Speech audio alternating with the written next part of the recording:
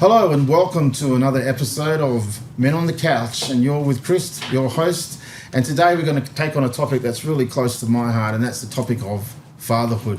But before we get into this talk, I'd like to introduce my co-host. Great to see you again, Pastor Darrol. How you doing? Yeah, so good to be here and looking forward to another great discussion. We've got some great guys with us, Azza and Azza. Awesome, brother. It's just good to be able to, as men, to be able to sit and chat about some things we don't always get to talk about. So absolutely. good. Great. I'm just happy we got 5 minutes to sit on the couch. Oh, where's my steering wheel? Well, I mean, we're all fathers on the couch today, and I know you guys, take that very responsibility, what it means to be a father and being a father to your children like I do and Pastor Darrol. Let's start off with Azza. So, Azza, what does being a father mean to you, and what's the best way we could say, what model could we go by than other than our dads?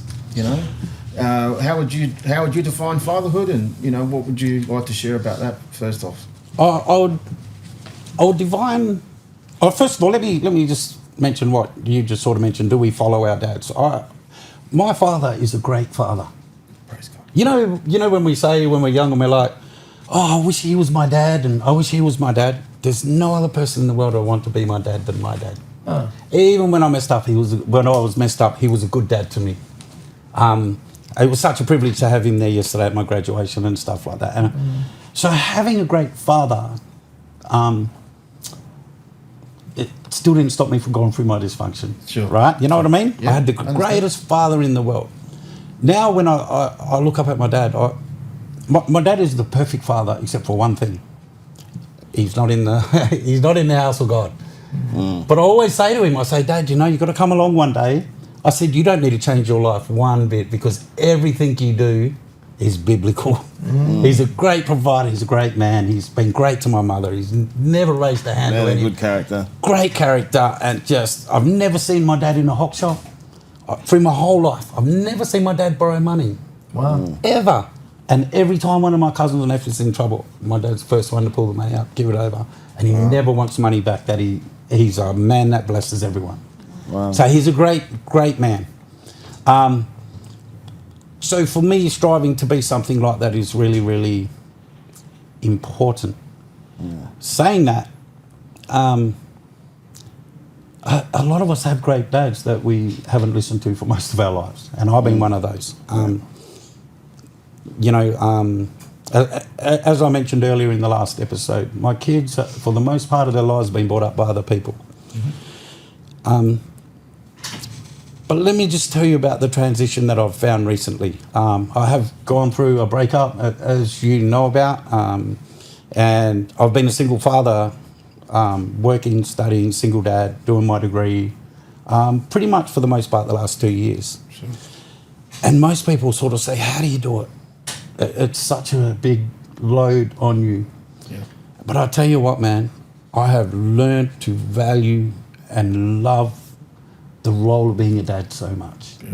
I've found value in spending time with my children, and I love it. There's no other thing I'd rather be doing than sitting back and spending time with my kids now. And then even as Pastor Darrol mentioned in the last episode, I think it was Pastor Darrol, us men sometimes we characterise ourselves by our job, what we do, what we're good at, and all these other things. I characterise myself as a father, as a dad, and I'll spend the rest of my life loving and cherishing those little boys like nothing else. That's a powerful Yeah. What about you, Rebels? Can you share with us, please, mate? What does fatherhood mean to you? First of all, as a father that was once to you, your dad, great man of God, I had the privilege of getting to know him. Yeah. And yourself as a father, what could you share with us about what it means to you? Yeah. Well, I'm very blessed with my kids. I'm proud of each one of them.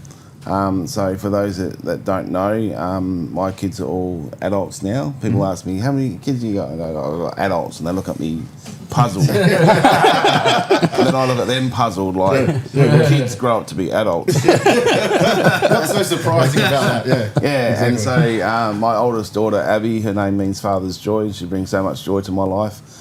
She's a missionary with YWAM full time. Wow. And my oldest son, Clay, he just recently got married. So I have a new daughter-in-law, Millie, now. Congratulations. And he's in the Australian Navy and also part-time youth pastor. Wow. But he's in the process of leaving the Navy, I can say that.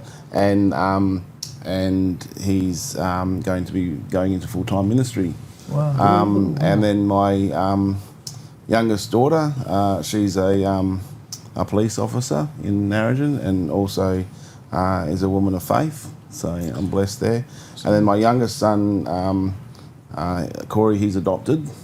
And so we're still praying for him to come into the kingdom. Mm-hmm. But, you know, one of the things as a father, which is something I often tell fathers, is it says in the Word of God, to train a child the way they should go, and they'll not depart from it when they are old.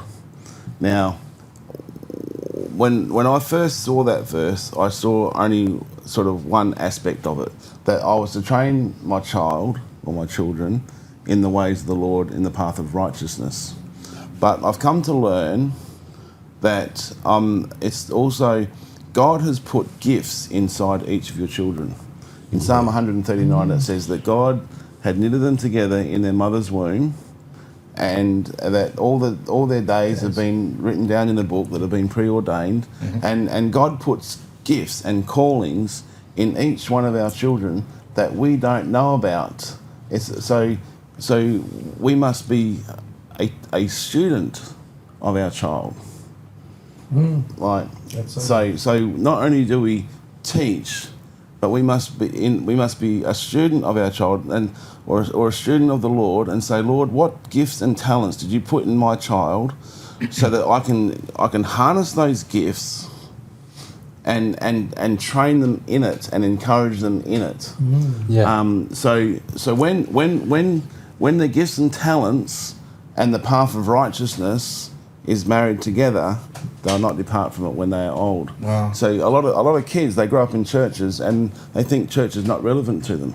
Yeah. And part of that reason is because the gifts and talents haven't been discovered, haven't been explored, haven't been encouraged. Wow. Yeah. So I try and be a father, a spiritual father to the kids in my church.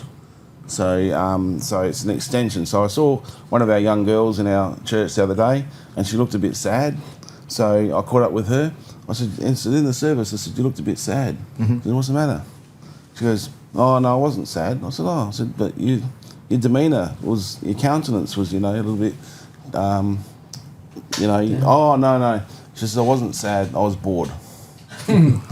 So I appreciated her honesty, right? but because I know her gifts and talents, I said, you can draw, can't you?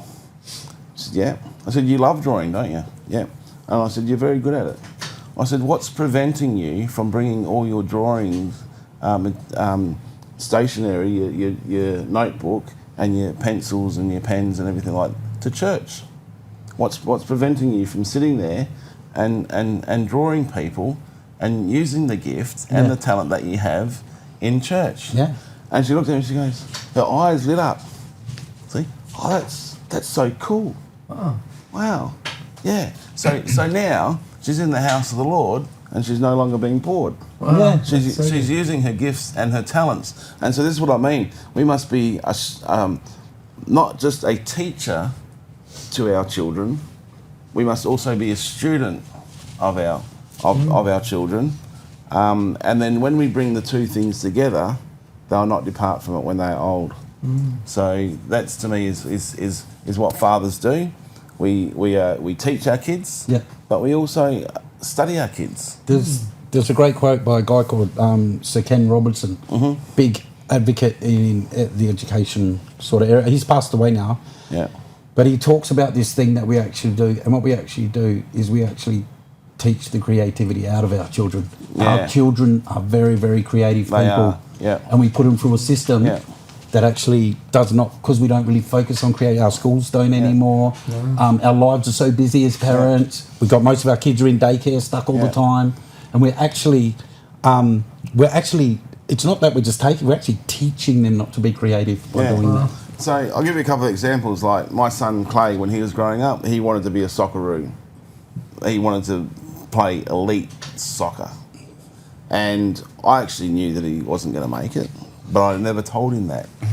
Right, because never do I want to discourage any of my kids from doing the pursuits that they are doing. So we encouraged him to go to as many soccer clinics as he could, and then when he came to a certain age, he realised, yeah, I'm probably not, you know, and he did his 2 ACLs playing soccer. So anyway, but don't discourage your kids, even if it seems like a harebrained idea, and if you just encourage your kids, and then if they don't make it, never can they say, I didn't make it because my dad discouraged me. Yeah. Wow, yeah, that's true. They're on a path of discovery. They have to learn their own limitations. And it's better that they discover their limitations than you putting limits on them. Yeah. My daughter, youngest daughter, she loved horses. Now, I knew nothing about horses. Her mum knew nothing about horses. We had no idea, but as far as we knew, horses were expensive, but she just dreamt and lived horses. So this is where faith comes into it as well. Yeah. So we explored horse riding lessons. It was outside our budget. And then one day an opportunity came, and we had 20 acres living in Esperance. And this lady approached us and said, is it okay if I pay you to put some horses on your property? Oh, wow. And I said, no. I said, but what you can do is put the horses on our property and teach our daughter everything you know about horses. And so we wanted to, you know, we want to encourage our kids in the way that they should go. And so if one wants to go in the direction of soccer, we want to encourage them in the faith. That's where I become the teacher, but I become the student. Well, this is their passion, this is their talent, this is the direction they want to go in. So I'm going to encourage that, and I'm going to marry those two things together. And with our youngest daughter, to be honest, she was not really interested in faith, but we still encouraged her in her God-given talents, passions, and pursuits. That's so good. And I really believe that her horse riding hobby prevented her from pursuing other risk-taking pursuits, which would have been a huge headache for us, a bigger headache than the horses. Oh, that's so good. And then she came to faith, you know, in her early 20s, and so praise the Lord that, we got to do that. Yeah. That's so good. What about you, Pastor Darrol? How about sharing some thoughts with us, mate, on fatherhood? I know I've heard some of your messages that have, you know, been about fatherhood, and they've been really powerful. Could you share with us some thoughts and reflections, please? Yeah, well, if I could take that verse one step further about training up a child, I think one of the worst things we do, you talked about teaching, taking creativity out of kids. But it's interesting because that word teach is to mentor. Yeah. It's to do it. I think you use that scripture as well. You know, we've got lots of teachers, but not many fathers. And, you know, the problem is we're good at telling our kids what to do or what not to do. Don't do this, don't do that, brush your teeth, comb your hair, eat your food, don't eat, talk with your mouth. We're good at telling them. You know, and all good statistics come out of America, but I reckon the bad ones. The average family or parents spend less than 7 minutes of quality time with their kids a week. Yeah. Oh, wow. 7 minutes a week. So they're talking and chatting and watching TV, but they're telling them what to do.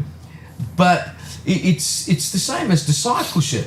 As you said, we've got to disciple our kids. Now, if I can say this as a pastor, I think one of the things the church is guilty of is we want to teach everybody how to be a disciple instead of taking them and showing them, doing life with them. Yes. Right. And that's really the role of a father. Absolutely. One of the interesting things about the Jewish together. custom was that at 13 they had their bar mitzvah, they became an adult. Yes. Just on a side point, that's their rite of passage. They can get married, they can run a business, they can do all of that at 13. Yeah. Isn't it sad in Australia for our rite of passage? We send them down to Dunsborough with a carton of grog, Yes. or Yes. Rock Nest, or wherever, Very much so. barley, wherever it might be. Side note. But we're here to train. We've got to train and we've got to mentor, do life with them. So, Yes. you know, if I could use the example of trying to, you know, if your child said, I want to learn how to swim. Now, I watched a movie the other day with John Wayne, and the child goes, Dad, teach me how to swim. So he picks him up by the pants. Now, that didn't teach him nothing. But if you're a good dad and a discipler, you take them in the water, you hold them, you say, hey, look, I want you to kick and just get that feel of floating, and you know, you do it with them, and one step until they're at the place where they're confident and you can take your hand away. Yeah, right. And you know, I notice it was so often with parenting, everyone's telling their kids what to do and what not to do and how to do things, instead of showing them, Right. doing Yes. life with it. I know we had a, you know, with my boys, and probably all the kids, but you know, I'd go, or Alison would go clean your room. You know, we'd go there half an hour later, and I go, which part of clean didn't you understand? Their room's still a mess. Yeah. And I can remember one day hearing about, you know, so I went in there and I said, come on guys, we're going to take everything out of your room. So we took everything out of the room, and then we put it all back in the room, and I said, this is what a clean room looks like. So next time we ask you to clean your room, this is what we're expecting. It was like, oh, okay, that's how you clean your room. But we're so good at telling, we're not always good at training. Yeah. We're not good at mentoring. So true. And I say, even as a pastor, sometimes as churches, we're telling everybody what to do and what they can't do, and you shouldn't do this as a Christian. We're not doing that discipling. There's many teachers, but not many fathers. So and true. so, So true. yeah, I think that's really the joy of discovery. And I think we've talked Yeah. about, you know, it's stewardship. Yep. You know, and for all of us now, we've all got adult children. You know, it feels like it was like that. Yeah. And, you know, it does. They grow up so quickly. Yeah. And yet, you know, we've probably had 18 years to steward them well and to teach them well. As I said, in the Jewish context, you know, by 13, they were old enough to run businesses. And so they weren't teaching their kids, you know, just a whole lot of light. They were teaching their kids to be responsible. They were teaching their kids to who they were, and often in those days they would pass on the businesses and things. But yeah, so you know, for me as a pastor, as a parent, I suppose the biggest regret is that, you know, I've got 3 kids. I've got 2 boys and a girl, and I think I always wished that when we had them, there was a manual that said, this is how you parent. Yes. But there's not a manual. Well, there might be some out there now, but there There's a wasn't Bible. now. There's a Bible. There's a There's a Bible. Bible. In the ways. Parts of there's a Bible. Teach them in the way that they should go. Yeah. So That was actually going to be a point that I was going to bring up, just to say there is no manual out there that really teaches you how to be a father, and if there is, I wouldn't trust it anyway. There is so much garbage out there now that, you know, trying to tell us how to be men and how to be fathers and stuff like that, that you just can't get into it. And if I believe what you said, if there's a Bible out there, there's a book out there with everything in it. I'm amazed even when I study psychology and the amount that I've learnt that is in the Bible, just it's spelled out in a different way on the wall about caring for people and looking after people and belonging and community and all that. It's like, it's all in the Bible, it's all there if you have a look. So yeah, I really think it's really, really cool point. And don't go out there looking for a manual. Look for someone to disciple you in space, I believe, you know. Yeah. If you're struggling as a father, just as much as we want to disciple our kids, go to someone who is a good father and get some discipleship as well. That would be my advice. Have a look at a good family unit. And that's what's missing from society today.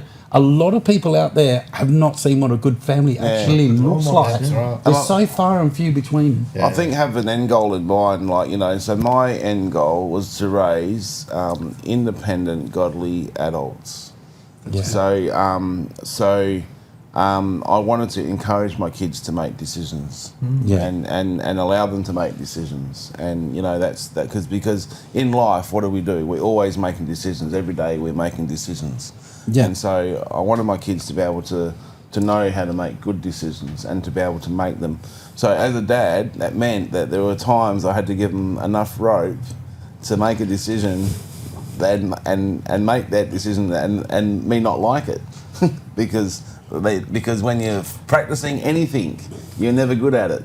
And so, you know, allowing your kids to make some bad decisions in order to learn how to make good decisions. Yeah. So that's a tough one. But, you know, Malcolm Smith, he used to Another say, Malcolmism. yeah, another Malcolmism. He used to say that kids are like a rose bush, and Okay. it has a rosebud, and when you try to stop the rosebud from blossoming, you'll damage the rose. So you have to, and he used to say you have to move your household from being a dictator to more of a democracy, right? So when your kids are little, you're all the time, like what you were saying, telling them what to do: clean your room, brush your hair, brush your teeth, go to bed. You're always telling them what to do. But as they become teenagers, they're becoming into adulthood, adolescence, and what do the adolescents want to do? They want to make decisions. Yeah. They want to find their own space. And he says if you try and maintain that dictatorship, you'll damage the rose. Yeah. It's true. And so he says you've got to give them space for them to expand and to grow. And one of the hardest things as a parent, I think, is transitioning from that being a dictator to more of a democracy, where we're developing I think it's team, because- being diplomatic, Yeah. and now I have this young adult who wants to make decisions, and I don't like the decision that they're making, and so we have to be more diplomatic because we can't be the dictator anymore and just tell them, because which adult likes being told what to do? But sometimes this we need autonomy.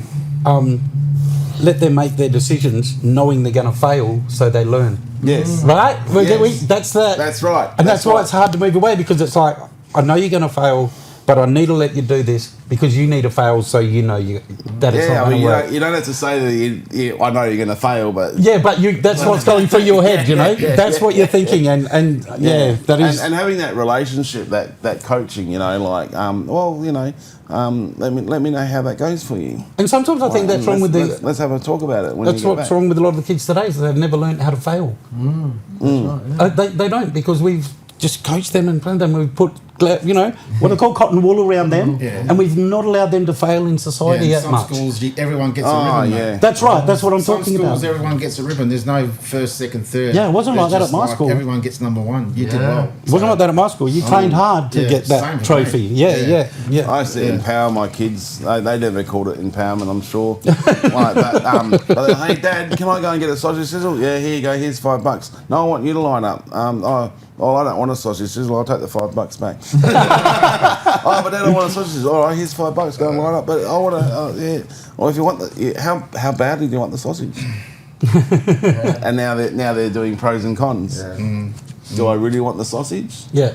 Do I really want to line up? The lining up means I have to talk to an adult. But but doing that, Yeah. they're now confident to talk. My kids were very confident when they were 10, talking to adults, talking to different people, partly because when they were either you're going to get the sausage or not get the sausage.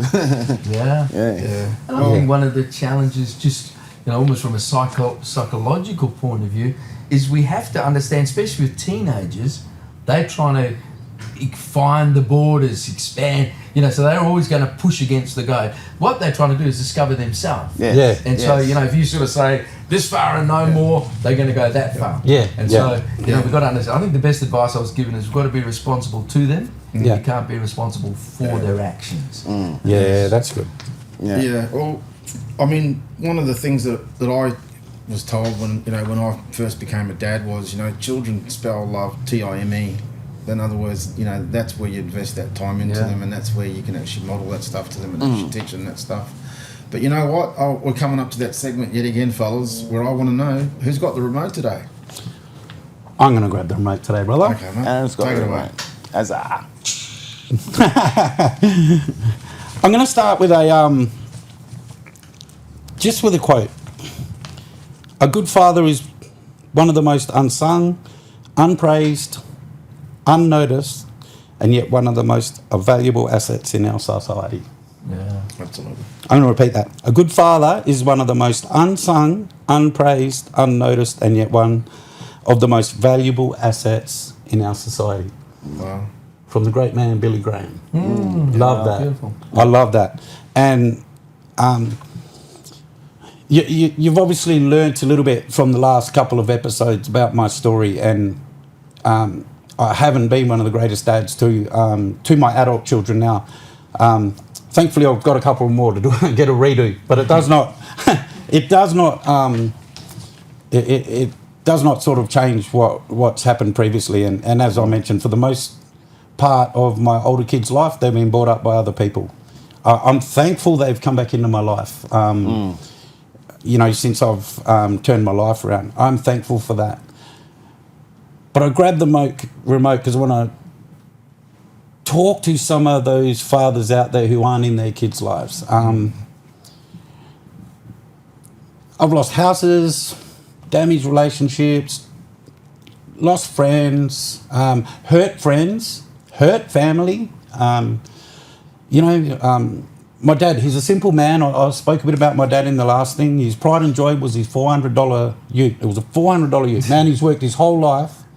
You know, he's worth over $1 million, owns houses, little chalets and that. And his pride and joy, this is how simple my dad is. Pride and joy is his $400 ute. I smashed it up. And the reason I want to tell you this, I was so dysfunctional. At the time, I did not realise how little time I was actually spending with my kids. So I'm really talking to those people, those fathers out there who aren't being dads, who aren't really spending time with their kids. Out of all that I've lost and all that I've done and, losing homes, I lost 2 houses through my addiction, which was, nearly $1 million. There's nothing I regret more now than losing that time with my children. Yeah. Because I can get the houses back. I can get everything back. And I have got most of it back, but I can never get that time back with my children. So if I can give you any advice, if you have the ability to be in your child's life as much as you can, and as you do that, you'll find the value like I have. I used to think of it as a job. I used to think of being a job. That honestly used to think of it like a job. Mm-hmm. It's not a job, man. It's a blessing. It's a pleasure, and it's a blessing. Yeah. So if you're one of those people, I've grabbed the remote to speak to you, and I just want to tell you, find a way to be in your kid's life. You'll never forget it, and they'll never forget it. And that would be my message. Thanks, brother. That would be my message. And probably the way that I would conclude this message is, one of the things that really motivated me to want to get this podcast going is that the number one crisis in Australia today is fatherlessness. Yeah. We've got generations of kids who don't even know what fatherhood is meant to look like, haven't experienced what fatherhood is meant to look like. And for me, using the biblical pattern to describe it, to me, fatherhood is reflecting God's heart, reflecting the heart of God. He is a father. We pray to him and say, our Father who art in heaven. So that's the kind of fathering us Christian men are hoping that we can, in some way, anyway, model and mimic to our kids and show them the kind of unconditional love that God offers to us, So that would be how I would probably want to conclude this episode and, really love what Azza shared and thank you, brother, and thank you. What was that? Pastor Darrol, I been really loving doing this episode with you. It's been awesome and wonderful. We're all fathers in this room.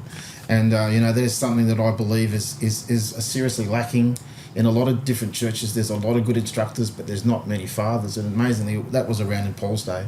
That was a problem in Paul's day over 2,000 years ago. So it's not a discouragement, it's just a reality. So I just want to encourage any men out there, there's guys like us who are more than happy to befriend you, teach you, show you, however we can help you, whatever way that we can. You don't have to be stuck and feel like it's hopeless. You can turn the corner. You can begin to, take that step towards giving that time your kids need to show them that you really love them. Let that day be the first day of the rest of your life where you make that vow to yourself. I can't go back in time, but I can begin to start to invest that time into my kids from today.